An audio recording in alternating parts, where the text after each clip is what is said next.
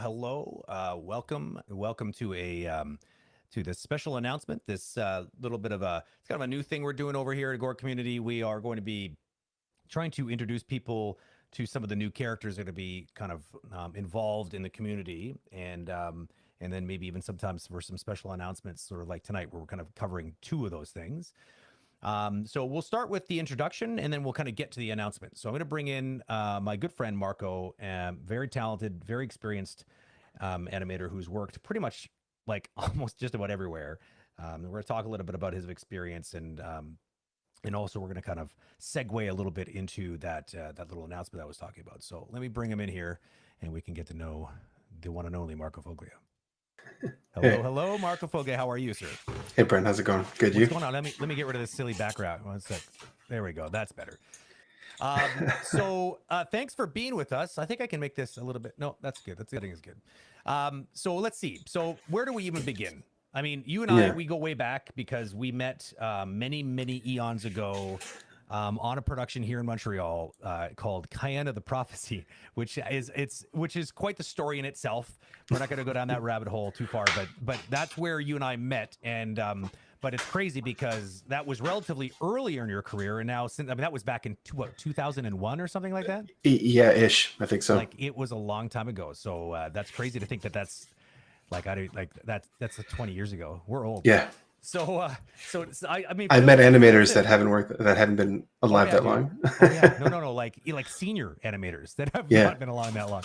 Yeah. So tell us, Phil. I mean, I know some of the story, but it's going to be interesting for me tonight because I don't know all of the things that you've done, and of course we don't have to get all of them. But what would be the highlights in your mind, like from that day? Like, what were the next big steps? Because I know that you, along with a lot of other people from Montreal, did end up moving to the States and worked down there for quite a while. So what was that like?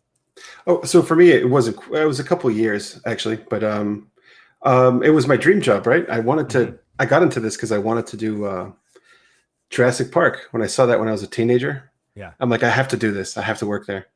And then I kind of got sidelined because you couldn't really get jobs in Montreal that bring you straight to the States, right? You just kept working. And we bounced around, and then eventually I landed a job at ILM. And I probably could have stayed longer, but just a lot of stuff was happening at the same time in my life. I had met my wife there, and then I ended up marrying her and this kind of stuff. But we were at ILM, and ILM was like the best job I ever had, I swear. I tell people this all the time just because I loved it. I was such a big fan of being able to work there. Wow. And we did a couple of projects. You get to work on alone would be amazing. I mean, like, it's not just that. It's you go through the hallways, and there's history everywhere, and there's props of the shows I grew up on. So there's a whole nerd side to it for me. Totally. But then the work was amazing too. I mean, I worked on probably the best film ever, which was called Avatar: The Last Airbender. I'm sure everybody loved it. But we got to work on some other projects. Rango was the bigger one I got to work on, besides Iron Man and some other stuff. And Rango was probably one of those every 10 years you get a project you really love. So Kaino was probably one of the first ones. And then 10 years later, it was Rango. I really loved that show. And then there's a big difference, I'm sure, though, like philosophically how that movie was made, like going to like your first experience was Cayenne, and like I'm not going to get too far into it because it was interesting production. It was very fun for a lot of reasons, and like there's friendships that were made on that show are still everlasting. Like you and I lasted there. I mean, absolutely. So many people like Emile Gohieb, like Fred Cote, like literally I could go on for a really long time. A whole bunch of people. Philip Zarunian, Yeah, Rock absolutely. Arroyo, like it's like it goes on and on and on. It was like at that time, it was the play, or that was the show in Montreal that everybody that was animating wanted to work on. I feel like it was the first CG film that was definitely done in Montreal. Hmm. Maybe it was the first one in Canada that had a decent budget. I feel like that was the thing that they were pitching at the time. Yeah, I I remember. don't know for sure. And it was all 3ds Max, right? It wasn't even Yeah. Oh yeah. like a 3ds Max. That's like right. a With an biped. expected. Yeah, Yeah, exactly. not custom rigs. We're talking like, and there was a lot of. I'll never forget it too. Like I remember one thing that I remember specifically is everyone like you were like the go-to guy for the one character that was kind of like a weird quadruped like character. Remember, I can't remember what that character's name was. He was weird. Like he didn't like It was one of the worms, I think, right? yeah, I exactly. can't. I really can't remember. It's been I like 20 years. and it was weird. Like it was almost. I think what had happened. It was the rig was like two bipeds that were parented together in some weird way to kind of move them around to get the kind of extra legs or something. I remember something really weird with Something wonky. yeah, It was such really a pain. because biped and then quick character studio. These are it was not meant to do this kind of work. It was like No, they were designed really for video pushing games it. mostly. Yeah, Yeah, they were really pushing it. But I don't know. I think we all had a lot of fun on that one. it was fun. And yeah, then I just kept working around. I mean, I lived in Toronto, and ironically, also working with you in Toronto for a couple of Yeah, years. yeah. I remember I roped you and a couple others into the Toronto Yeah. the Toronto market over there for a while. It was kind of fun having a bunch of Montrealers over in Toronto. And I love that too. Yeah, Basically, I've had 0 jobs that I didn't love in my life. I'll be honest with that. But yeah, after ILM, we came back here and then just started jumping around, and then ended up at NPC for several years. That's right. You were there for quite a while. That was like 4.5 years, and the last year, and you ended up like head of animation there for a while too. For the last year, I was, and then my wife and I had a son, and we kind of wanted to sort of change gears a little bit because VFX is pretty demanding, intense. It's intense. Yeah, and so I wanted to just kind of enjoy a little bit of family life for a bit, and then I still haven't gone back in. Yeah, it's been about 4 years now. I've been out of VFX. Oh yeah, well, yeah. I mean, well, but now you're working freelance, right? With Agora, actually, yeah. Yeah, but like, exactly. But it's like, but I'm yeah, I work for Agora now. Like I'm an actual employee. Like, yeah. Oh, right. That's right. I forgot. You're actually like your actual your core. So what? Sure. So I mean, you'll more likely get your chance to work on more VFX stuff through there. Right. That's our next project we're starting up, and it's going to be a VFX one. So yeah. Hopefully, it doesn't bring you back any kind of like have any PTA. The dynamic from home is very different. PTSD. Yeah. VFX is great though. It's just very demanding. So if you love it, then you'll be fine. And if you have no family, then you'll also be fine. But if you have a family, that's it. The problem is that like the expectations are very high. Yeah. And the deadlines can be a little bit tight. And it's not the sort of thing like where it's like, I'll get it done tomorrow. It's like, no, like you literally have to get it done like right now. And some of that is flexible. And I feel the culture has been changing, right? Yeah. There's a lot of, it's because the dynamic's not the same. Like, and I made a jump to games right after, which I've been waiting to do for the longest time. And I know you're much more experienced with that.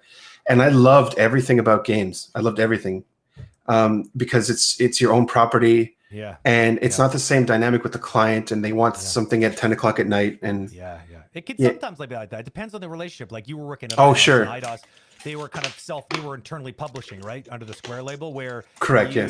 Like if you work for some smaller dev studios, they have to go, they have to partner up with a publisher. And then that sometimes you get that kind of client relationship. Okay. On what that relationship is like, it could either be pretty relaxed or it can sometimes be a little bit intense. It really depends. And again, I found some productions in VFX where they were able to kind of manage that a little better, and there didn't need to be 911s in the middle of the night. It really depends on the production, man. It really depends. 911's in the middle of the night. It's true. I remember there were many times that I remember kind of looking around, because I worked in VFX as well. I've worked at a lot of different corners of the industry, and it's interesting how they're all very similar but also very different at the same time. Absolutely. But I do remember the one thing that felt really intense were the VFX shows. And I would often kind of make this comment. It would inevitably come out of my mouth where I'd look around and be like, you know what? There's nobody dying in the room next to us. Like it's not like everyone's it's so much stress to try to get this thing done. But at the end of the day, like it's just a movie, man. Like it's like God, like why people they sometimes they just get so crazy. It depends on the culture. Some of the studios are good at managing that, and other ones are maybe a little bit not so good.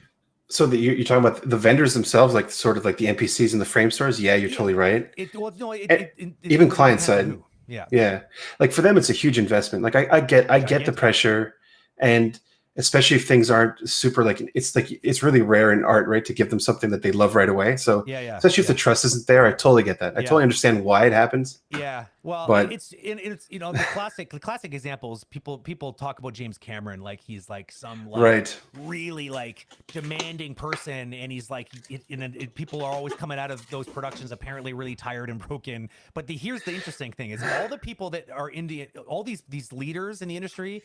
And I'm not, I'm not trying to draw any like any specific parallels here, but I do notice a trend that like the James Camerons in the world, the Peter Jacksons of the world, these visionaries that are known to really, really push a production that's going to create that sort of vacuum where like animators are just like, we got to get it done. We got to get it done. Those are usually the people making the best films. It's like, so it's interesting in a weird way that like, hopefully you'll find yourself on a production that's like, if it's like that, it feels like it's like that because you're sprinting to the end to like make something special, as opposed to nothing sucks more than when you're doing that from day one all the way through. I feel agree. like some of these productions are a little bit like that, where it's like they just been under like the budget wasn't right for the expectations, and people just have to be on this like a year-long grind. That's not cool. I feel you nailed it for a few months. I don't mind at all, especially if you're trying to make something awesome. But no, of course. And two things. I had a CG soup that once said, like, if we're doing overtime to make it better, that's a great place to be. Exactly. But if we're doing overtime just because we couldn't get it done, that's it. That's it. And to be fair, as an animator, I mean, before I started souping, a lot of the times I would put a lot of extra work for myself. I wanted my, to develop my skill, and I wanted my demo to be good, and that's also like a bit of a secondary drive, so it helps. Sure. But yeah, VFX and the industry's gotten faster, right? I feel like when VFX first started showing up in film, it was sort of an investment for Hollywood. They're like, oh, look at this great technology. We're going to get to have a bunch of stuff. And they expect it to go faster over time. But I think people didn't realize that it's also getting way more complex every like new year that you're trying to make different kind of effects. So it doesn't necessarily go much faster. It has. There's been a lot of efficiencies, but anyway. All this to say, go for it. I realized that apparently, hold on. I just figured this out now. That apparently, can you barely hear me? I hear you. Yeah, okay. Because people in chat are saying they can't hear me very well. Are you guys? My volume's super high. You're super. Well, you don't look high. Like I think maybe if people are cranking up to hear me, maybe that's why you sound loud. But hold on a second. Can people in chat? Can you let me know whether I am still? Can you hear me okay, or am I still really too quiet? I'm sorry for not checking chat for a while. Anybody? Bueller? Let me change this to this. Does this make a difference at all? Or am I still too?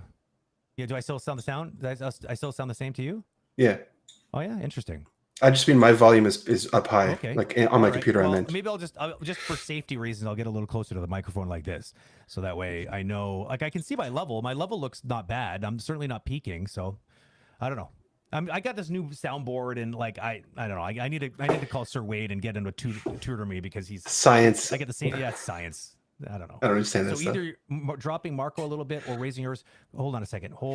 I think I might know what happened. The drivers got updated. Maybe they reset my settings. Hold on a second. I should have checked that. 1 minute, Mike. No. The gate's down, because when I first got this set up, there was they have this hardware gating. So if I brought my voice down a little bit, it thought it was background noise, and it would kind of be canceling out my voice all the time. But that doesn't seem to be the case. So I would say they this have the volume controls for each guest, but again, unless I can't hear what you hear, so I have a graphic that tells me. So I'll bring it up a little bit. Hopefully that's not too hot when I do that, but we'll see how this goes. But I'm audible, right? Like you guys can understand what I'm saying. It's okay. Sounds muffled, man. This sucks. There's always something. It's so weird. It's not at all for me. And you have a great radio voice too. Thanks. On a side note. I don't know why, but why is it good for you and not for people in chat? That's the thing that makes no sense to me. Am I possibly because I'm? No, wouldn't have anything to do with you. Hold on a second. Sorry for the big mix up here. I'm just trying to fix this because I think I can get it. All good. Let it go. Audio input, broadcast mix. That should be good. I don't see any. You sound okay. See, some people are saying I sound good, and other people are saying I sound muffled. So you know what? I'm just gonna keep going, and we're gonna deal with it later. I'll listen to what the recording sounds like and see if I can figure out what might be going on. Okay, so let's see here. Where were we? So you were talking about great productions, how it feels good to Yeah. be on. If you're in a rush, it's not so bad if you're doing it for the polish, in the name of Making it nicer and better. making it Yeah. nicer, rather than kind of feeling like you're doing it just to get it done, which kind of doesn't feel so great. Yeah. And it's a tough balance, right? Just changing subject slightly, because you touched on this a little while ago, and I thought it would be an interesting subject to cover. Like so in VFX, or for anything for that matter, the difference between what's a job like when you're just an animator working on shots versus when you're supervising. Like if you're a anim supervisor, or maybe even like how it was different even being head of animation over at MPC. You don't have to get into specifics, but I just mean in general, what are the jobs like? How is it different? Like what's the job like comparatively? I mean, I feel like you reset a little bit when you become a supervisor. It's a completely different skill set that you got to kind of pick up on. I know people have talked about this in our community in the past, but I agree with that completely. I felt like I started from zero, and I wasn't.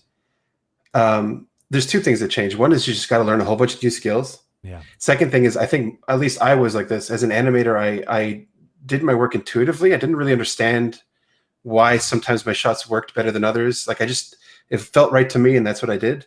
And then to kind of have to understand how to articulate that is its own kind of learning curve. So like I want to tell somebody why I don't think their shot is working yet. So learning how to manage and then learning how to be more articulate was the first big change. Yeah. And the second change is social, I think. Like I used to be an animator on the floor, even when I started getting a little bit older and there's like a lot of younger kids coming in. Yeah. It's different, right? But then as soon as you become somebody that's in a higher position, it's not the same. Yeah, totally. Yeah. And there was so many animators I met over the years that I'm like, I could have been friends with you. We would have been great. And I'll never talk to you again. Oh, no. Yeah, there's that separation that kind of has to be there. Otherwise it can get a little awkward, right? And it's natural though. And then when the last transition was head of animation, where you're the soup. And then you're much more removed from the floor. And people, to them, you're just the guy that approves vacations and gives those speeches on Fridays about the status of the social thing changes a lot, I think. And I always enjoyed that, right? I was, we made so many friends over the years in this industry. Yeah. But the art stays the same, man. Like, you're judging anim by your own kind of preferences, I guess. Yeah, it's really management stuff. It's like, and it's like soft skills. There's all these extra things. I think I fixed my mic issues, by the way. So now you're louder. Now I'm louder. Am I too loud? Because I just realized that. Yeah, when the firmware updated things, it brought some of the levels down. So I just kind of brought them back up. So yeah, like I feel like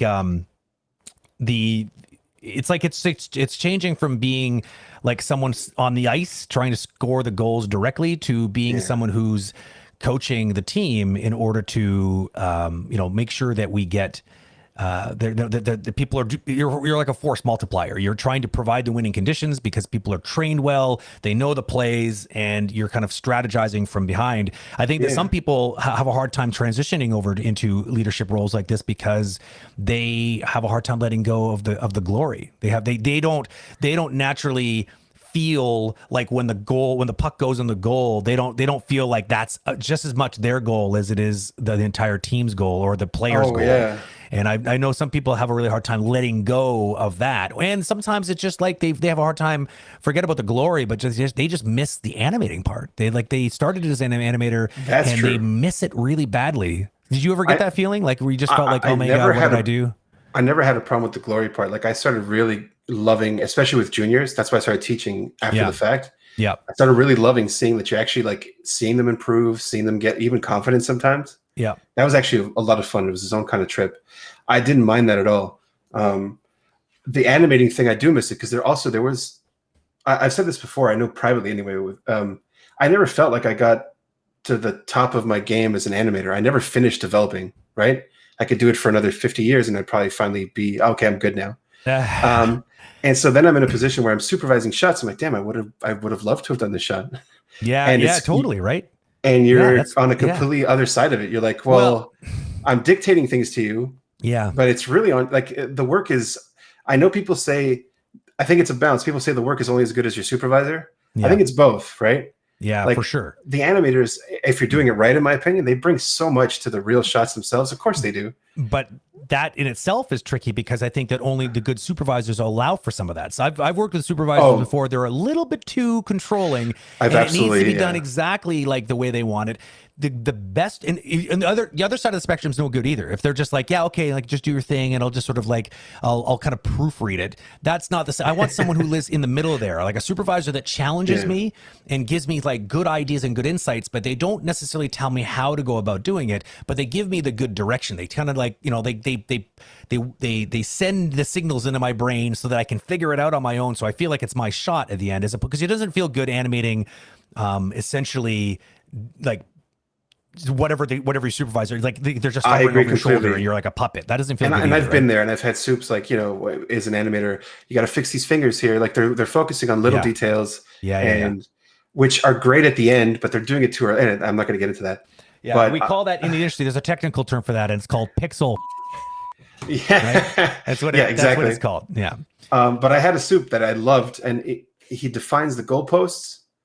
And he lets you play in that little realm, and that's exactly what I modeled myself after. Exactly. It's like they define the sandbox, and you knock yourself while you're in there, and they'll let you know if you wander out of that sandbox, because that's 100% right. I think it's the best kind of result for everybody. Yeah, for sure. So like I can relate to that feeling too. This idea that like you're supervising, you're giving these shots out, and it's sometimes really hard when you give a shot that's just like this money shot, and you give it to somebody, and they're just like they're dropping the ball. In your mind, you're thinking, oh my god, this is such a this is low hanging fruit. Like like what? Thankfully, that's never happened yet. I'm very good at casting shots. Oh yeah, well the only thing I purposely do is I give junior shots they should have no business doing to challenge them, and I'm like, oh, I'm not going to swear, but I'm like, screw it, like just it'll be off budget. It doesn't matter. Give this one a chance. I always pick one junior per production. I've always done it. It's like they're your project junior.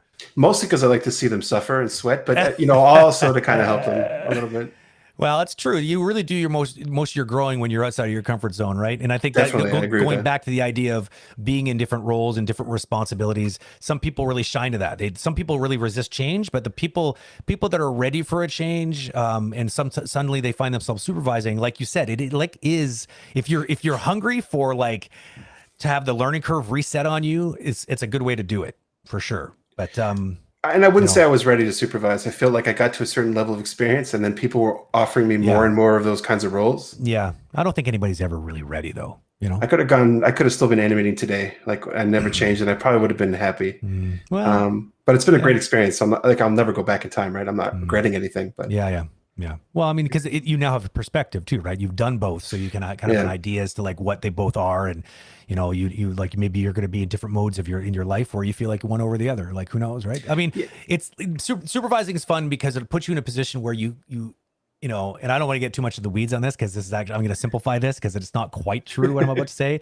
Is you do feel like you're in a position to theoretically make bigger positive changes on the production because you can help absolutely like you can help if you adopt a really good philosophy for your department and you take care of your people, they are going to be able to deliver really good work for you. And so therefore you could have a bigger impact on the team and the production as a whole in that position.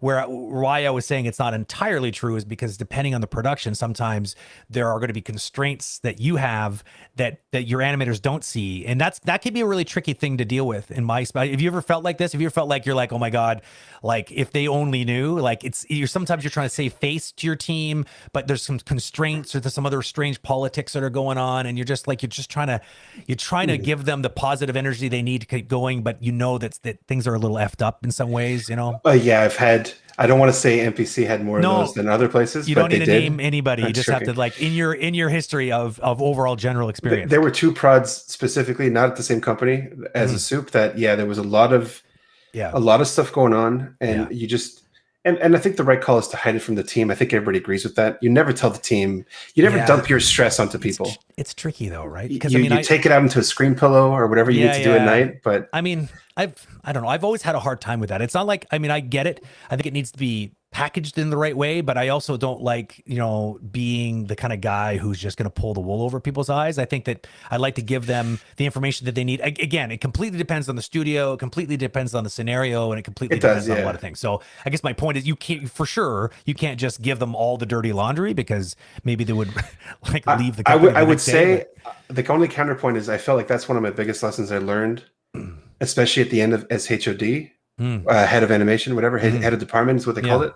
Yeah. Is that there were a couple of times I slipped up and I was honest in front of people. Oh boy. And you see the effect it has on them. Yeah. And so if you're in any kind of position, even if it's, I don't think I'm better than you. Like I feel like the role of a soup is I have perspective and experience. That's perspective because I'm not in the weeds with you, so I can see right away what you're not doing. Yeah, totally. But I'm not necessarily a better animator than you. There's tons of talented animators that will animate circles around better animators than you that you're supervising first. And that's like the best scenario, right? That means like very little retakes. Yeah. But the times that I did kind of crack, it showed through the cracks. You could see it affected them, and not in a positive way. Yeah. And so I really believe like the right answer is you do your best, even if I'm honestly lying to their faces. Right. Like everything's great. Your shot's great. Keep going. Oh, you're over budget. Don't worry. There you go. You heard it from until you heard it's it from really, Marco. Your supervisors are most likely lying to you. Just FYI. If they're doing it well. If they're doing it really well, that's it. If they're really good. Well, I mean, the truth is it's complicated, and I think the real takeaway message here is that be nice to your supervisor, because sometimes you might be they might just be like the messenger. Don't shoot the messenger. They're doing their best. That's for sure. They're trying to keep people positive and getting things done and giving you what you need, but it's not always that easy. That's for sure. That's one thing I've learned. It's never easy. It's never easy, and I feel like even the people above us. Above me, that I think, oh, these people are ruining everything. What are they doing? They're all trying to make a good movie or a good game. They're not trying to ruin anything. Yeah. Oh, sorry. No. That's for 99% of the industry. Of course, there's terrible people out there. Yeah, of course. Of course. But and I've met some of them. But that's true. Like everyone's got the same agenda theoretically. Some people. Yeah, I believe that. Yeah, I think generally speaking, people are in this industry because they like doing this, and they want to do a really good job, and they may just have a different opinion on how to do that. And I think that the wrong opinion is usually how I go. Yeah, sure. Yeah, or the wrong opinion. They're not right, but it's okay. I think the epitome of this is definitely video games, because and I don't like it's the fact that you are dealing with so many different types of people that have very different backgrounds. And so I learned that, historically, the classic example is animators versus programmers on a video game production floor. Animators 100%. Tend to be rambunctious. They tend to be loud. They tend to be rowdy and social. And programmers are deep in friggin' thought, solving very difficult problems. They're like literally doing they might as well just try to be, they could be in the corner trying to cure cancer. It's like they got their headphones on. It's the classic scenario. And we are like kryptonite. We are like fingernails on the chalkboard to them, right? And so, it is difficult. And I mean, and animators sometimes have like, oh, the programmers are whining again. It's like, well, truthfully, if you knew what it was like to be a programmer, you would probably be a little irritated too. And this comes, and you know what? This is one of the million reasons why I really hate open floor concepts to production, especially for video games, because of this singular thing. Is like there's so many different types of personalities. Like, what about the audio people? Usually, the audio people are in these soundproof rooms, typically, because of this. But I guess my point is that different perspectives leads to a lot of difference in opinion. And so sometimes we're all trying to make a really good game, but people have a different approach to that, like because of their past experience, or because the part of the game that they're working on. And it can be kind of a little bit I'm tricky. a fan of like departments, like I have all the end stays together, all the programming, I'm kind of a fan of that. I don't like the whole at least at Eidos. Yeah, Eidos, it's like the team stayed together. Yeah. But all I heard was people kind of really complaining about each other. Yeah. A lot. Yeah. I heard that a lot at lunch. It's hard. There's no easy way to do it, because I mean, at the end of the day, different types of people require different types of environments. It's a little more homogenous than like a VFX studio, because most people are on the art side on the floor.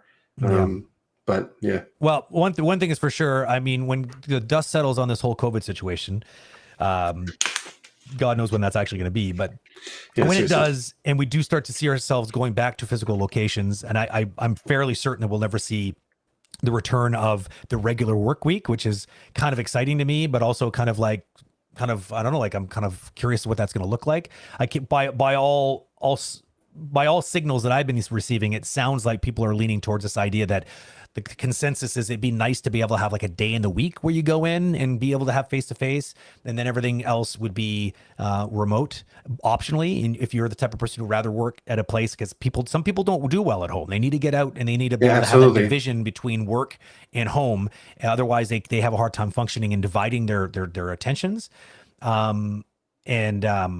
I know for instance, a lot of moms specifically have problems with this because moms are the ones that make families work. They're the glue that holds everything together. They're the ones that are always worried about all of the things that could be done to prepare for when the kids come home from school, for instance, and all these other things. It's hard to be in the environment and all you do is look around and realize all these things aren't done yet. That in itself can be very, very difficult. I'm not saying the moms are the only ones in that position because there's a lot of single dads out there too, but I think you get my point. I'm generalizing. It can be difficult because people sometimes need the separation. The separation allows them to change gears. And but that being said, I do think that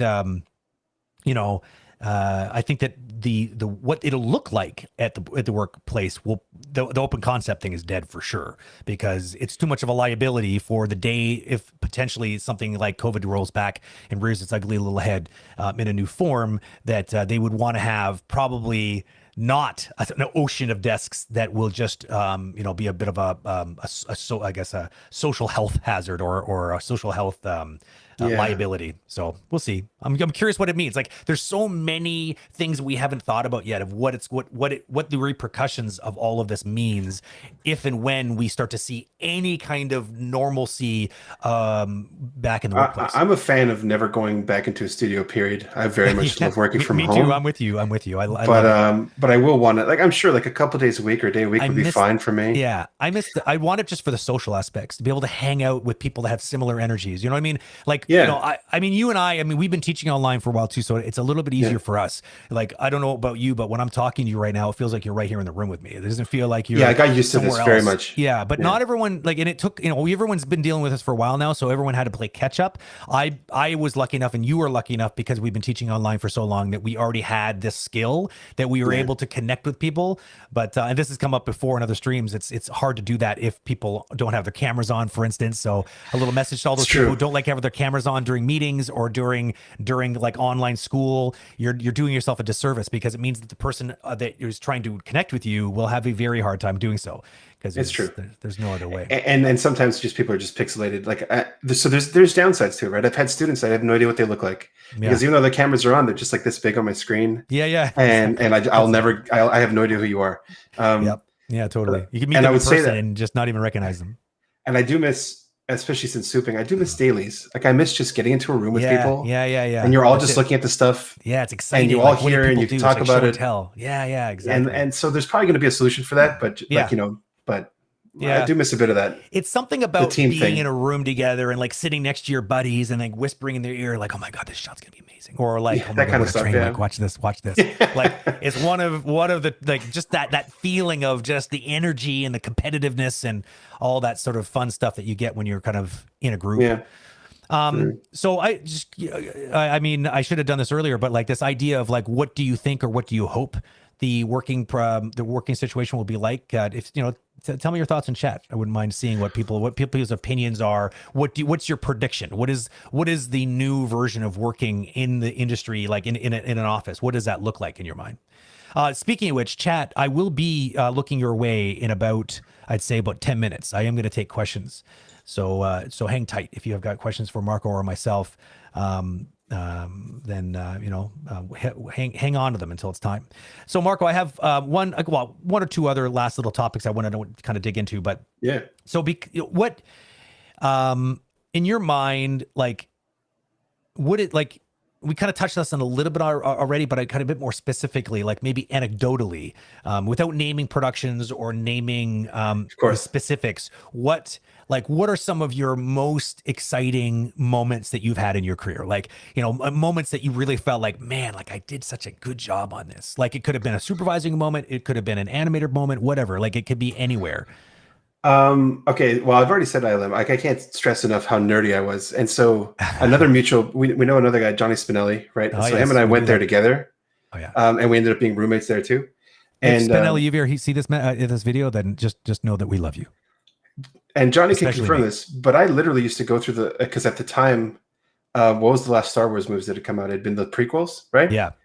And I don't care. I'm not a very kind of status kind of person, so I would go through the hallways and I would sing that like the some of the songs. Like we would be making those nerdy things. Didn't care. Like going to the hallway doing that. Didn't care. Nice. Like they're That's good. surrounded by stormtroopers, man. That's So even though I felt like I was really much learning a lot there, I never did anything I was like super amazing, proud of. Yeah. I loved every second of that place. That was super exciting for me. I'll say it again. And then since then, I don't know. But was there a shot that you remember? Okay, so like ILM was a special that I did, and it's funny because everyone I talk to about ILM, by the way, they always sing the same kind of praises. I mean, JD, we were just talking to him, and it's very obvious that he's been there for a long time. Yeah, so he's a proper ILMer. He is like, he's like part of the furniture there by now. Like he's just like he is in it, and like he's loving it, and he can't get enough of it. But like so. Other than the experience itself, do you remember like was there a shot that you did there that you still remember that you just think, man, oh man, I really nailed it? No, I'm very critical of my work. Oh yeah, and I hate everything a week later. Like as soon as I get perspective, I'm like, oh my god, look at all this stuff I left in there. Yeah, why did I do that? We're all like that a little bit. And so no, man, like I constantly look forward. I hate to say this, I'm not trying to lie here. I all my stuff sucks. Like I hate everything I do. It's true. I would say, you know really what? Terrible. Honor Riddick, which I think I also worked with you several years ago. Yeah, we did. Yep. There was a couple of puppy shots that I did love. Like I still watch them. I'm like, these aren't so bad. Oh yeah, that's good. There's one where he's like kind of stabbing. Yeah. Him. He's like sticking with a little needle, and it's just cute. Oh yeah, that's right. He was sticking it, and he kind of like he's like flinching and stuff, and I was like, pain. Yeah. Yeah, that was a fun little production that was done in Montreal. Well, I don't think all the shots weren't done there. Was all the character work done there? The dog shots, I believe, all the dog shots done. were okay. All right. So I don't know if you guys have seen Riddick. It was like the third out of all the Riddick movies because there was Pitch Black, which was the first one. The Chronicles of Riddick was the second one, and then just plain Riddick. I mean, it's strange naming convention, but there it is. They're making more, I think. Yeah. Are they making more? I would imagine because I know that Vin Diesel really, really loves that franchise. So it's not. It wouldn't be a surprise to me that we'd see more coming out. But in between his Fast and Furious movies, I guess. Right. Isn't there a new one just got dropped? The new Fast and Furious. Yeah, I saw Mill was talking about it. Yeah, that's right. Oh man. But but that was fun. There was a really good crew there too, because Mill was the one driving at the beginning, and then you took over his spot after he left, didn't you? That as a soup there, yeah. After he left, soup, yeah, exactly. Yeah.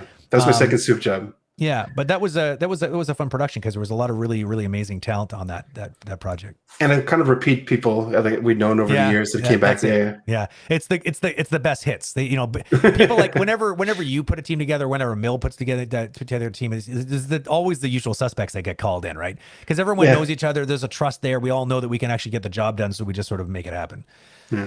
Yeah.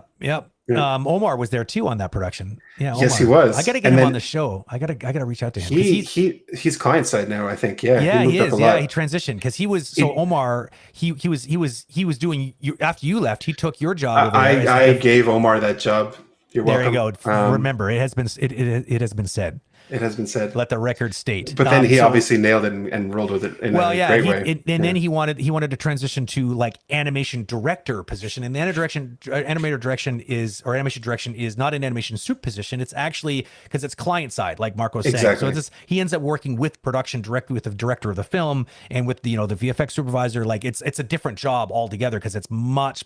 What's interesting is a lot of these big companies like MPC, they have these animation directors on staff that they provide to productions if a production kind of requires it. They might have their own animation director, but if they don't, then they can supply one. So yeah, he's already worked on a few things over there, and he's still doing that, isn't he? Last I heard from him a few months ago. Yeah, I'll get him on the show. Man, he's a beautiful human being. Like I love that guy. He's a great except for his face. Except for his face. There's nothing you can really do about that though. Okay, so I'm going to now that we're kind of running out of time, I'm gonna transition into our little announcement because I've made people wait long enough. So I've been teasing people for a while that we're going to be doing something, and so it's perfect that Marco's on the show right now because we can kind of announce it because he's part of this new little thing. So for a while now, one of the main pieces of feedback we've been getting from Agora Community has been the are you hearing that beeping? Not me. Okay. All right. You might be hearing it. If you're hearing it on my side, I apologize.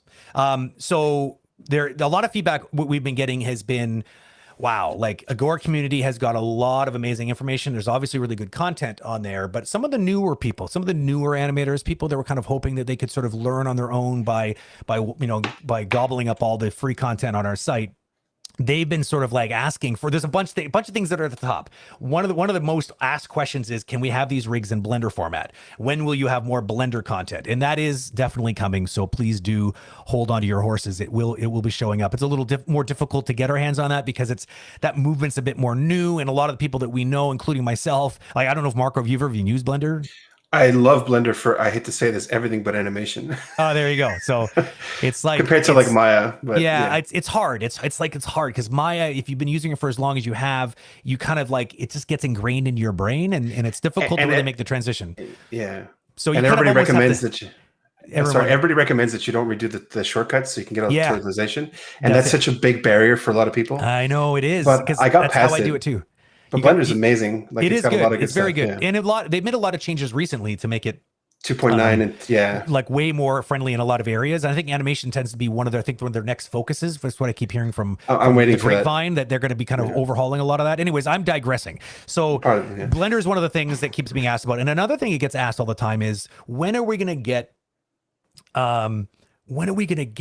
some content that like allows me to know like it's a little bit more in depth and a little bit longer and drawn out. Like, people want courses. They want something that is, course isn't the right word, but I keep calling them learning paths. This idea of, can we have content that's episodic and it like allows you to follow along, and even has calls to action where you can actually, at certain moments when you're going through the material, you should actually make a thing, and see if you can do what's being taught, because this is obviously very important, the whole doing. If you're just watching a bunch of tutorials about how to do things and you never do it, it doesn't really sink in ever.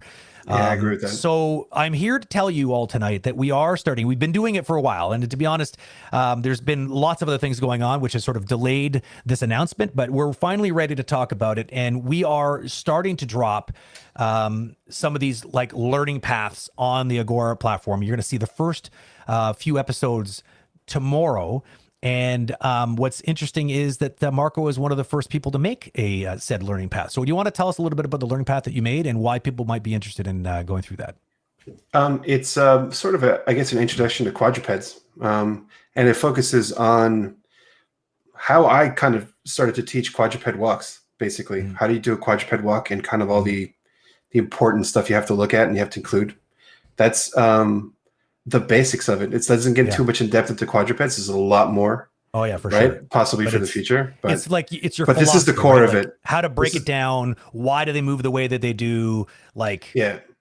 Right. And kind of, and it's really, I find it's more from an animated perspective. It's really just about what you need to kind of learn about how they, and how to observe your reference and how to interpret it and this kind of stuff. Yeah. Like, and a couple of exercises for that too. That I've always funny. found useful. Do you remember the first quadruped animation you needed to do? How much did your 100%? I show all my students how to get that shot. It's hard, right? Like, I did a movie in 2005 called Exorcist: The Beginning, and there was a terrible scene where hyenas were killing somebody. Yeah, and they looked terrible. My first quadrupeds were the worst things ever. So yeah, it's daunting. It's daunting. It is daunting, and I think that it's funny in a way, because I've often said that it's a blessing and a curse, a quadruped, because here's the thing. The curse part is you're not a quadruped. At least I'm not. I don't know. Maybe some of you are just doing a really good job pretending to not be a quadruped. But the point is that most of us are definitely not, and therefore we don't naturally understand the movement. It is it's not intuitive to us. We don't like, it's not like the way, it is not our native mode of transportation like human. Yeah. It's like, it's so just the patterning, and like, how people always say that you don't have to be an animator to spot a problem, an animation problem. You need to be an animator to know how to solve it. And quadrupeds are like, it's it puts a lot of animators in that same category, not knowing how to solve it because you don't understand it, right? You don't like you know it looks wrong, and like you might be able to pick up more of the problems than a regular person on the street, but you still don't necessarily, because unless you study how a quadruped moves, like the patterning of its movement, like the fact is that, like, you know, quadrupeds have an equivalent of a walk, just like a human. They have something called a canter, right, which is kind of like a jog, and then they have something called a gallop, right? And there's even some that are a little bit more transitional, like just a regular, I think they call it a lope, which is like somewhere weirdly between a canter and a gallop or something like that. The point is, there's a lot of sub ones. Yeah, there's a lot of the ones that in transitionals, flying trot, ground trot, a bunch of stuff. Ambles, it's crazy. Yeah. So unless you study it, unless you understand it, like, it's, you know, bipeds are pretty easy. It's like, okay, so like left foot, right foot, you know, the upper body is sort of countering the lower body. It's like, it's not rocket science. Like, for the first time animating a walk cycle, it can be a little overwhelming because there's a lot to know and a lot to keep track of. But after you kind of get the basics, it's not so bad. But with the second pair of legs, and the fact that they have to be like, because remember, these are points of, they're contacting the ground. So of course it's a lot of complicated weight transfers as well, depending on where those feet are landing, and just the way that the shoulder blades work compared to ours. It's just nuts. So in your mind, give me the top 3 main things that you need to really know about quadrupeds to be able to do a good job with it? Well, at the top, some of your thunder from your series. But what do you mean though? You mean like mechanically, like biologically, just like in general, like what are the biggest, like what were 3 of the big epiphanies for you? Like, because I mean, you've been doing this for a while. This is why you did this series, is because it's like a kryptonite. Like, quadrupeds is that scary thing that, like, it's a badge of honor when an animator is like, yeah, I can do quadrupeds, because a lot of people can't. They're too scared, or they've just never had a chance to do it before. So like, you're like, you're like, let me drop a lecture series on quadrupeds just to put that on a silver platter and sort of give people in the community all the learnings that you've made over the years on. And not just me, like a lot of this is learned from other people as well over the years. For sure. That's kind of how animators work, right? We learn exactly all the time. I find that, like, first off, I tried to do it in a simpler way, right? It's not like I'm getting into the biomechanics or everything. I understand that a little bit too, but I'm not a scientist. I'm an animator, right? But to me, sort of the skeletal structure is the first thing I didn't really understand about that. And that when I first learned that their front legs aren't really connected to their bodies by bone, that you could just cut them off and they would just fall. Yeah. And that gives them a whole range of motion that's pretty weird and pretty different. I thought that was pretty cool. The size of the shoulder muscles too, because it's like, exactly. That's why it's so prominent on some animals. Yeah, they need to be so strong that they're able to literally hold all that together. To me, that was the first one. I'm not sure how to give more detail. I'll just tell you the whole course. Like, I'm not sure. It's not really a course, but it doesn't matter. You risk kind of stealing too much of the thunder from the actual series. No, not at all. I mean, that's why it's there. Hopefully, everybody can just check it out anyway. But it's Please do. It's just broken down bit by bit. Like, I can't explain it better than that. But to me, the whole way the front legs work, I thought was pretty weird. Yeah, I didn't get that. And No, that's a good observation, because it's something that I talk a lot about with my students. Is I always try to get them to be understanding that there's a moment in your animator's life, and some people never get there, sadly, and then they usually find themselves never progressing, getting frustrated, or always finding themselves in these sort of jobs that aren't really exciting to them because they can't grow.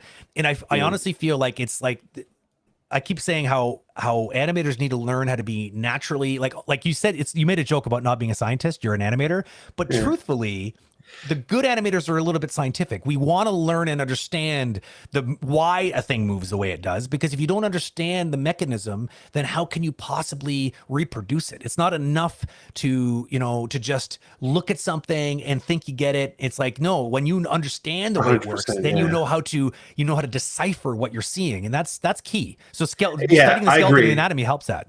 What I mean is, though, because I looked at a lot of papers over the years of, like, basically how they try to build quadruped robots. Those people really understand the biomechanics of a quadruped. That's not me. I don't do the math. I don't know. That's what I mean. That degree of scientific knowledge. Sure. Yeah. I'm obviously it's a very loose comparison. There'll be scientists in the crowd who hear what I said and roll their eye like, okay, animators are scientists now. I get it. I'm not saying that for quite literally. I'm just saying that there is a scientific approach to animation to dig into it. You know what I mean? Because like plausibility, like this idea of suspension of disbelief, which is what an animator needs to do, especially for VFX, you need to be able to make something that is not alive move as if if it is alive. And so there's It'd a be whole believable. philosophy, creature animation is like, which is often paired with quadrupeds because a lot of creatures tend to be quadrupeds, not all of them. So often there's an overlap there between these two things. The philosophy on how to approach creatures is never to just come up with it randomly. You're not like, he'll move this creature. No, it's like studying the design, 100%, understanding the signals you're getting out of the design, using a little bit of kind of Darwin-like theory to understand what would it move like? What is it? So what would that base be? Like, is it more like a lizard? Is it move more like a thing, like a lion? Like animators need to do, and once they do this, once they can make that connection, now you have a whole world of reference you can look at and pull from and be inspired from. Not only do you have something to go off of, but now the audience, when they're watching it, it feels familiar, it feels believable, it feels plausible.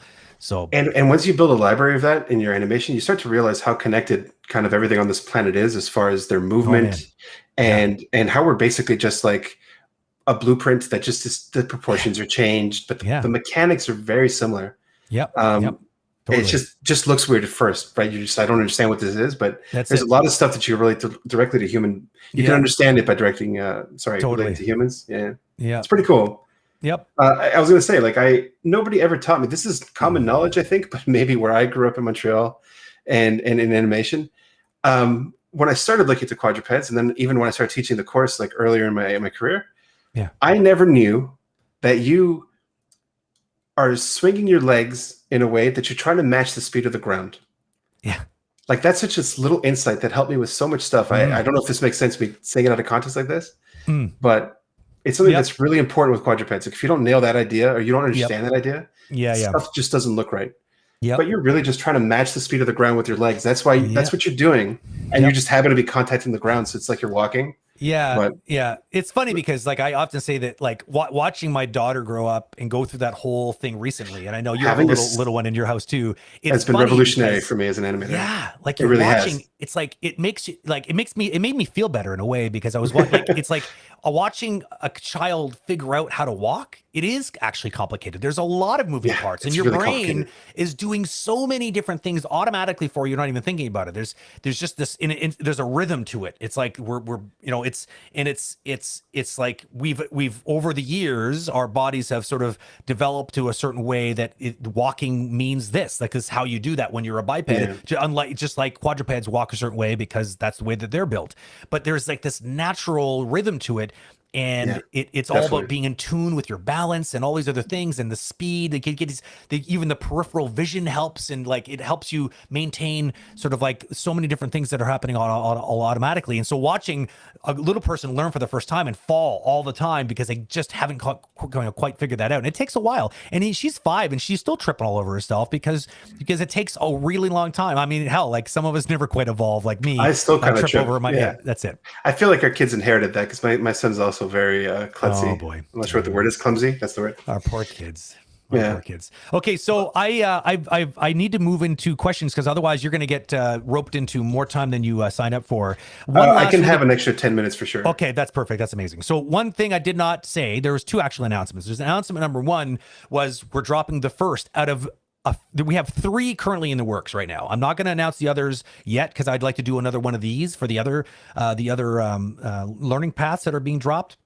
So stay tuned for those. There's actually, I believe there's one, I think it's on Tuesday. I'd have to check my calendar, but don't worry. I'll make an official announcement on the social platform so you'll see. But when you see another one of these Meet the Experts, it's going to be another one of those learning paths that I'm going to be dropping. Okay. And it's going to be pretty exciting because it's not animation related. So for those out there who are excited about things that are like, when are you going to do stuff that's not animation related? Well, we are finally starting to dig into that. It's going to take a while before we can really build it up a lot, but that's the baby steps. So the other announcement was that Marco, not only is he dropping this, but Marco is also officially joining us as a reviewer, which is great because it means if you do follow along, you're interested in doing quadrupeds and you want to watch the course and you want to get some feedback on some of the things that you're actually trying based on your learnings from that learning path, then Marco's your man.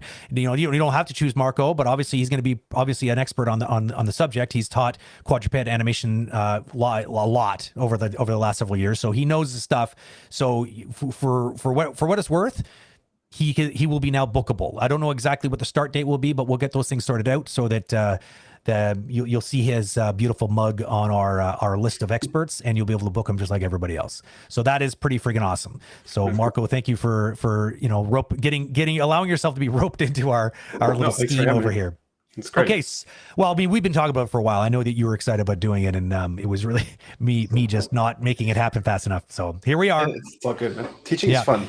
Teaching is fun. I do like it a lot. So let's shift over to the chat. Make sure they don't feel overly neglected. Does anybody in there have any questions for Marco about the announcements, about life in general? What do you got for me? Marco, have you ever met Dr. Stuart Sumida?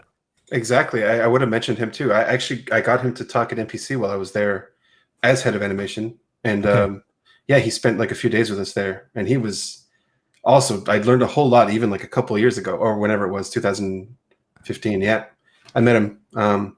Great guy, really nice guy. And his main job is, sorry? I'm going to say I'm embarrassed. I don't know who this person is. This is a guy, he got very popular still in 2D days.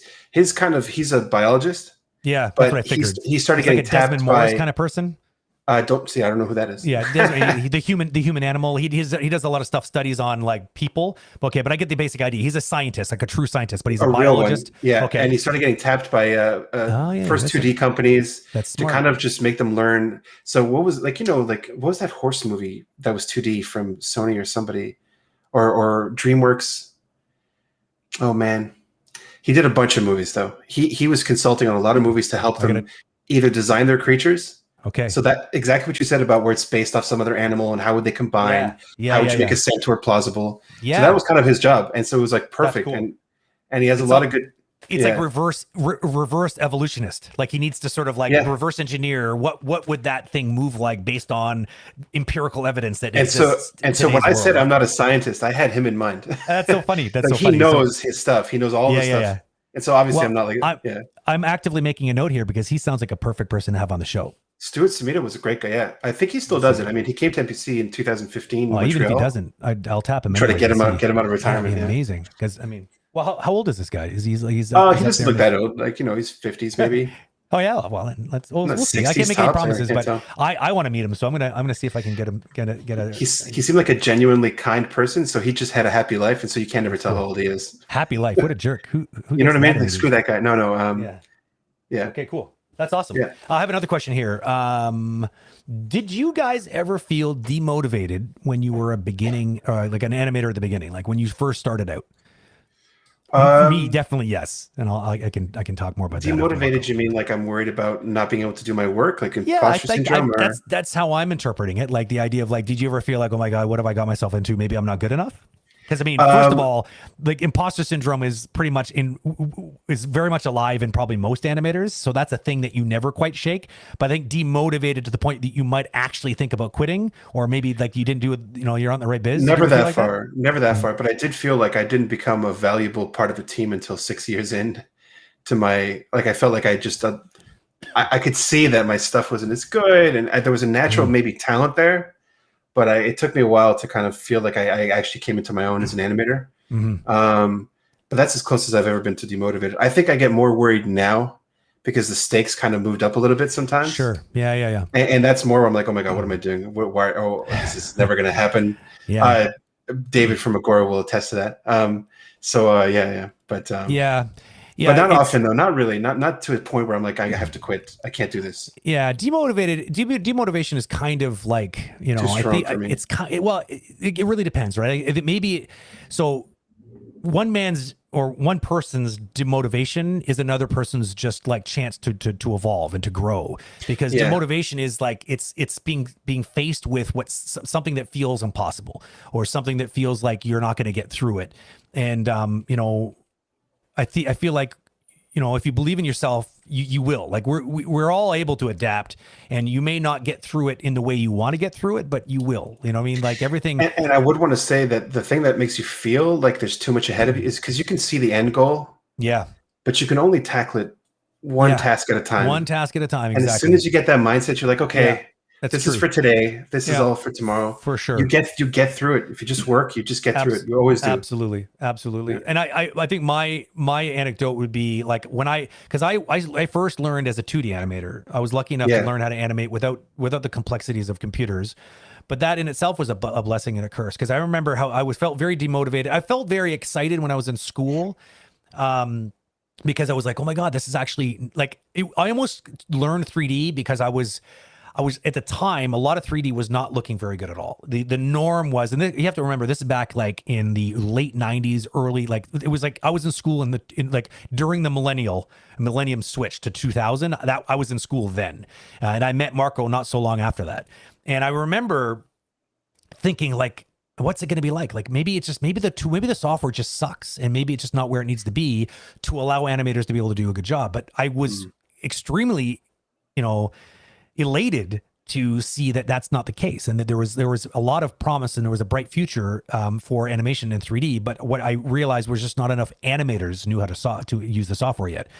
But that being said, I did notice that because I needed to kind of self-teach myself at the time, there weren't a lot of experienced animators out there in these schools. There were a lot of people who knew the software, but they didn't necessarily know. They couldn't tell me, okay, so this is how you should approach 3D animation. Like there was no, Jason Ryans out there at the time teaching us how to do it. Like they're just what it. So we were figuring it out on our own.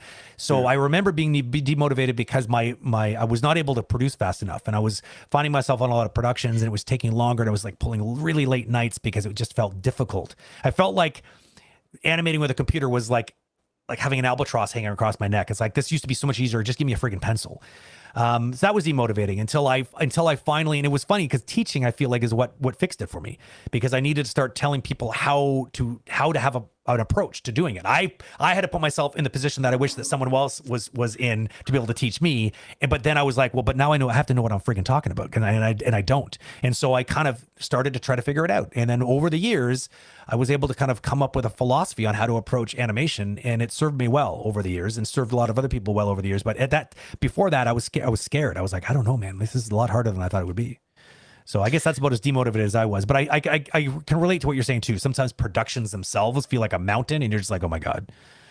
Right, but even as an animator, like you look at a shot, you're like, how am I supposed to animate all these characters in the next 4 days? Exactly. But it's mindset. You get that out of the way, one step at a time. Yeah, I agree. There was a question that I should have answered a while ago. Was is the course going to be in Maya? So it is. I believe your course is kind of, it's more or less completely agnostic. Right? Yeah. Yeah. There's no kind of anything in Maya. Yeah, that's great. I mean, so you won't be getting technical skills necessarily, but I mean, that doesn't matter, because those things are secondary. Theory, You need to know, like, the most important thing for quadrupeds is to understand the theory and the philosophies behind the way these animals move, because that's what's going to drive all your decisions. Maybe there'll be another lecture series down the road that we can put together that'll be a little bit deeper. I know that Marco had some ideas for things like that, but I want to do some demos and stuff. But yeah, exactly. Start with this, and like you can apply it to anything you want, as long as you get your hands on a good rig, I guess. Next question was Spirit ? Is that, I assume that was in reaction to my question about Dr. Stuart Sumida. Like, was he involved in that production? Spirit, thank you. That's exactly right. That's exactly the one. Right. You were trying to think of what the production was. Yeah. Okay. Yeah, because when he came there, he did show some of the stuff he had worked on, and one of them was that, and I stood out to me because I didn't know much about horses, period. Yeah. It was pretty cool. Well, there you go. Having so much expertise and experience, a lot of your recent roles are head of animation or animation supervisor. I guess they took a look at your LinkedIn profile. And where do you go to keep learning? That's a very good question. And keep things fresh in your work. How do you maintain the drive to keep pushing upwards? What an excellent question. That's an excellent question. I don't feel like I have a technique for that. I just am excited about life. He doesn't. He's dead inside. Like I think I got very lucky because I love what we do. I love this job. I don't like some aspect, like we talked about before, there's some realities to life that suck, but and so when I started supervising, I feel like I have another 50 years ahead of me to be a good supervisor as well. But I'd never want my animation skills to go away. So I do a lot of side little things that nobody ever sees the light out of. Yeah. And then recently I started really getting into something completely different, which was game design. Yeah. And I started really liking that. Slippery slope, my friend. It is. Like I could see myself never doing animation again if that ever worked out for me. It's so exciting. But so much you there's so can much do. there's so much stuff in our field that I know. just keeps you motivated if you're willing to keep learning. Yeah. But now it's just I have multiple tracks. I want to keep becoming a better animator. I want to keep becoming a better soup. Yeah. And ideally, I'd love to learn how to be a better game designer. But well, that helps, I guess, because I mean, you have different tracks. It allows you to kind of like never get bored of one, right? Yeah, I you mean, bounce around if you're getting, you know. That's it. And it could be in like for everybody that's learning, I always tell people that they should always be not just focusing only on animation. If you want to learn animation, definitely spend some time taking some like, learning about rigging, learn about some of the peripheral things, because you don't like, it's like you like I always say that you should always know enough about rigging to like at least, it's like you if you're a professional F1 car racer and you know nothing about cars, you're going to be limited. You know what I mean? It's like you need to know enough about cars to be able to push the limit of the car, to like listen and understand, like feel the vibration of the cars. You know what that means. You know where that limit is. It's like, it's important. You're relying on this rig to make you money. Like that is your livelihood. So you better know enough about it to make it, to make sure that you know how to use it well. And so I think knowing about rigging helps you. And at the base is at least knowing how to articulate and speak their language a little bit. That's like the minimum you need. Sure, because you're gonna have to go to them for changes and stuff, right? Yeah, and my first anim soup job, and the rigger was so kind, but I'm like, I just need this thingy. I didn't know how to say space switching. Yeah, because I never had to learn that. It's embarrassing, okay, but I'm telling you. And I tried stuff. I tried rigging, and then I felt like it wasn't for me, so that ended up being a dead end. I tried learning how to script like Python. And I got a little bit proficient, but then so I think it's worth it though to delve into other stuff like effects, modeling. And if you don't like it, that's perfectly fine, but you learn a little bit, you get a bit of a sense of it. Yeah, definitely. You might even learn because there's a lot of areas so it's an interesting topic because a lot of other jobs animators are particularly good at. Like I'm always impressed that it feels like there's so few of us character animators that transition over into effects animation, but the two of them are very related. Like obviously animating effects is very abstract. It's not like it doesn't have like body mechanics, but it's values and it's movement. And it's like, well, it depends on the type of effects, right? Sometimes it's like effects can be like sprite based. So sometimes you're just doing like almost like a 2D animation. Like it really depends what kind of effect. The point is it has to do with the aesthetics of movement and timing. And that's a lot of what we do, but we do it with a skeleton. But like, I agree with that they completely. do it with like, volumetric sort of effects. So you never know. You might expose yourself to these other peripheral like kind of jobs and be like, oh my God, why did I wait so long to learn this? This is amazing. 100%. Yeah. And I mean, on the other side of the equation, I sound like a broken record here, but I keep talking about how the industry is making a really big shift. It's quite unprecedented, the shift that's happening with regards to towards generalists. Well, yes, that plus. Oh, I apologize.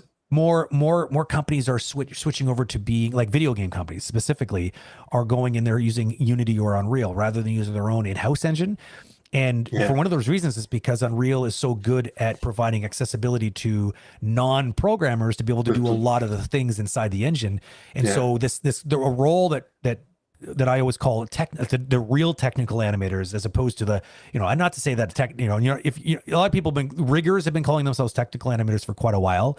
I've always thought that was a weird title because I didn't really feel like I would call them a technical animator, where I really feel like the technical animators of a video game company, the ones that work inside of Unreal, they're ones building out the state machines and the animation blueprints, the Andrew Kefalidises of the world. This is a market that is really, really underserved right now. But meanwhile, the entire industry is shifting to a point where they're going to need these people. So I would highly recommend that animators start to learn a little bit about Unreal, because you might find you might be good at this and you're going to be in a really sweet position. Let me tell you that right now. So I never got as deep with the blueprinting, but I know a lot of the basics of Unreal now. I know how to do a lot of stuff in there. Yeah. And with like virtual production and all the stuff that's just being used now with like real-time stuff. That's it. There's a lot of the future in there. That's it. Like you could find yourself on like working on a virtual production for like a big movie or a big television series. I mean, The Mandalorian was all they took virtual production to a whole other new level. They've set the bar. Like, I mean, not unsurprisingly, ILM is like obviously trendsetters for they've been doing it for years, but it's like it's a real thing, and which is interesting because now suddenly game devs have this interesting in on all these jobs that the regular film folks don't even have access to because they don't have the Unreal experience. They have to learn it. it to be able to do those things where you might already be a pro at it because you've been making games, you understand how these things work. So just I think it always gives you always think to learn peripherally. And I would say, like, I was raised in animation to say that you should specialize and you should be as good as you can at one thing, because that's what they're going to hire you for at big companies, which was more true once and not as true now. But I feel like I would say the other thing too is storytelling, and like that's another good thing to try and dive into that you don't necessarily get. You get with experience, right? You see people making decisions above you, so you learn how to tell a story and how to do an edit and stuff. Totally. But getting access and just reading whatever material you can on that is really helpful. I 100% agree, especially if you're doing like linear stuff like cinematics for games or more for that. Exactly. It's like learn about storyboarding. You don't need to become a storyboarding pro, but the idea is understand the art that is visual language and like the visual storytelling, because understanding that well will allow you to better interpret storyboards and understand 100%. Things to look out for and be able to plan your shots better, so you don't get this nasty surprise when you block out a shot and then the director during dailies is like, what is this? And you're like, what do you mean, what is this? It's like, it's not at all what it doesn't cut well with the other shot at all. And it's because you never understood something like continuity of motion on an edit. Like you didn't, like, that wasn't something that's the bare minimum. So it's just, it's interesting how you do need, as an animator, you have to like upgrade your skills in a way that it goes beyond like just animating, and you become more of a filmmaker. The same comparison in video games is, don't think of yourself just as an animator, think of yourself as a game developer. You got to be thinking bigger so you understand how your little part, your contribution fits into the whole. Especially animation in games. Game animation is the hardest thing. That's my honest opinion now. It's 21 years. Oh, yeah. I think it goes like game animation, VFX, no disrespect to everybody else, CG, like live, like feature film, and then TV shows. Like that's the I really think games are the hardest thing to do good animation in. Oh man, VFX is the second hardest, and then it's just all these easy cartoons, and everybody loves it. Sure. All they have to do is animate Spider-Verse. I'm kidding. It's all difficult, but I really feel like games is very challenging. It's different levels of complexity. Like, I mean, truthfully, you're the skill that it requires to do like the kind of excellent work in a movie like Spider-Verse. Obviously, Marco's just being facetious here. But I'm really just joking. So, but the point here is that it's like, it's a mind bender. I think a better way of probably putting what you said, and I'm sure you would agree with this, is that it's that because these things that you put on the top of the difficult pyramid, it's not about animation. That's the problem. It's like you're animating all across the board, but there's all these other complexities where that's like a long format film, it's like all you got to do is be a really good animator and you can figure it out. You'll do a good job, which in itself is a lifelong challenge and ambition to be that good. Yeah. But the problem is, I always say this, you can give me a team of Pixar, like veteran Pixar animators, or DreamWorks animators, like Disney. Give me everybody. Give me all the best. Find a cloning machine and clone James Baxter. Give me an army of James Baxters, and it won't make a lick of difference at all in a game. That will not unlock an amazing looking game, because there's so many things that need to be understood and so many things the production have to get right. And on a technical level, how you integrate those animations is what how they all interact and everything. Exactly. It's not so simple. It's not like just because you have these amazing animations that it's going to look and play well. That's not how it goes. So there's two tracks. It's like the skill, which is, and again, like feature films, you get to really polish and get to the top of that track. Yeah. But the other ones, there's just so much other stuff you need to incorporate. Exactly. That it's really tough to just focus on one thing, I think, nowadays. And I don't think you should. You should branch out, learn other things. Absolutely. Yeah, I mean, it's really helpful. But make sure you are pretty tight on those main skills. Let's see. I got time for a couple more questions. I don't want to keep Marco all night. Let me just see. I'm good. No. I don't. We got a couple. Yeah. Yeah, I'll give a couple more. So I get comments from people that motion capture will overtake computer animation. I don't believe it. I want your views on it. This question will guaranteed come up every single one of our, and I'm not trying to make fun of you for asking this question. It's just funny because it's like, it really won't. We always get asked this question, and I don't know, Marco, go ahead. I think people know how I feel about this. There's no way it will. No. And you get really clean mocap nowadays. Nowadays, even the stuff coming out of the Extend suit, which is at home, I'm quite amazed, is really clean, right? Yeah. So the idea was always that you always need somebody to clean it up, and you don't. But there's so much more to that, and The performances always need tweaking. It's not going to always. I feel more excited about possible what AI people are trying to do with deep learning. I'm not sure if it's going to be fruitful. We'll see. And taking some jobs away. That I feel more excited about. I'm not excited about. Worried about, maybe curious, I'd say. Yeah. But not mocap. I think mocap it's a tool, and it needs to be there, and it should be as good as it can be. It's about interpretation, right? I mean, at the end of the day, I mean, I always make the analogy to a musician, right? I think this has been studied to death, but this idea that you can take two different pianists, and one of them is going to play, they're gonna play a song technically precise with like an exact technical precision. It plays played the way the notes are read on the page. And then you'll take another person who doesn't do it precisely the way it is. There's a small amount of interpretations here and there about tempo and just some of the flourish that might get added to the sort of improvisational. I don't know why I can't say that word. Right. There's a bunch of improvisations that are being made, and sometimes even like mistakes, like these organic kind of like imperfections. And 9 times out of 10, the second one is always going to be picked. And assuming that it was good, right? And sometimes people make bad interpretations and bad, they make some poor decisions relative to what it was supposed to be played. So I think computers have a hard time with that. I think this like art has always been is about the interpretation of the world around you, and animators are applying that same thing but through the lens of movement. And so it's not interesting, like motion capture is good at repackaging what's there, like an actual reproduction of that movement, where animation knows how to take that and characterize it, and like to make it more interesting. That's the same as having your portrait, a character of you when you're walking along the streets of New York back in when that happened all the time, and there were big crowds in New York, and you get someone on the side of the street there's drawing your caricature, and you're like, oh my God, it's so me and not me at the same time. That is, take that same idea, and that's what really good animators are doing. There's always going to be a place for like things that look real, but even then there's, like Marco was alluding to, there's so many things that we have to do to change it, because the director is like, well, that's not exactly what I want. So you still need to be able to go in there and make these changes, and the best people for making those changes are animators, because you have to rebuild parts of the action, and it's actually really hard because you have to be so good at the animation that you can blend those moments that are animated right alongside and like woven into something that's like literally taken from life. So animators are, I don't know, it's never going to happen in my mind.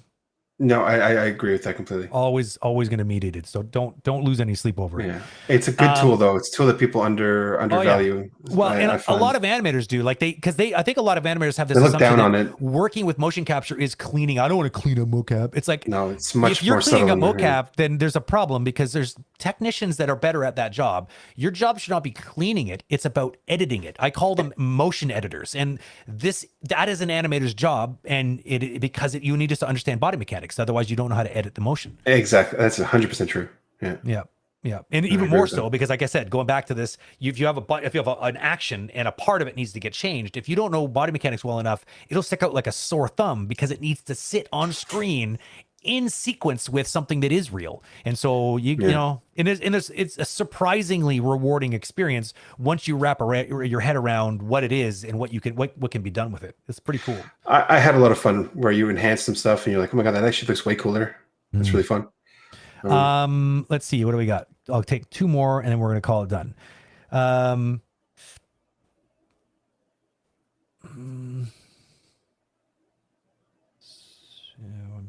I'm sorry, I'm scanning through here looking for a juicy one. Some people are just asking questions amongst chat about like keyframe and rigs in Unreal, and the answer is yes, you can. That's pretty new. I think somebody else answered that. I tried to use the rig in Unreal. It's okay. Well, Unreal's getting there. It's not there yet, but I'd be excited. The control rig? Yeah, you've played with it? Yeah. Oh yeah. Andrew, okay, cool. Never messing around with that. I'd be excited to see that work. Do you think copying animations from feature films is a good way to learn for fresh people, for people that are starting out in the industry? I mean, I'm biased because, like Brent said, there was nothing except for Toy Story when I started, and so I learned by copying Toy Story. I feel like to copy, you mean to literally I think it's a place to start. I don't think it's bad. It's probably not the best, but it's definitely not. Yeah. Not. There's value to it for you for sure for a little bit. I wouldn't do just this. I think but it's an interesting Exactly. But exercise. And if you're going to put something like that on your reel, you better be very careful with it, right? And I would not even recommend that putting it on a never reel. do. Even if you put it on there, like this is just a reproduction of a shot from whatever.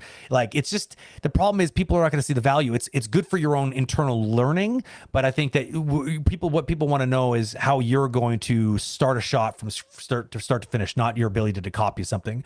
That being said, it is a good way to learn, I think, because if you want your work, say for instance, I think the last time I did this with a class was we did a deep dive on Scrat. Remember Scrat from Ice Age? Yeah, of So course. when that movie came out, everyone was super excited. I remember I was mega excited because we hadn't seen anything like that in 3D Yeah, it before. was awesome. Very, very twitchy, very almost like Warner Brothers It was timing. Tex Avery and all that kind of stuff. Yeah, exactly. Like Bob Clampett, Tex Avery, like took a page right out of their book and like put it up on the screen, and it was like, wow, is that ever fresh for 3D? And I was kind of hoping the whole movie was like that, and it wasn't. It was like that one character was like that, which made sense because if he was a twitchy little squirrel, squirrels move like this, right? But what was interesting is I knew at the time the animators were watching this going, oh my God, why does it look so good? And like, well, let's figure that out.